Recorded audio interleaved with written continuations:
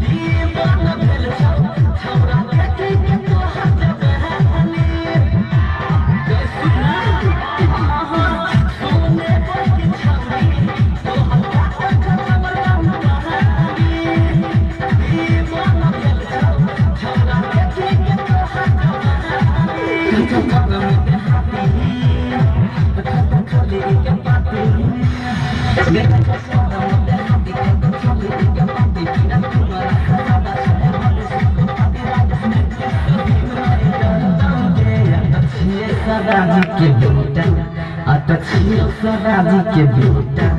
या डीजे पर बजा के छोड़ हम छिए सदा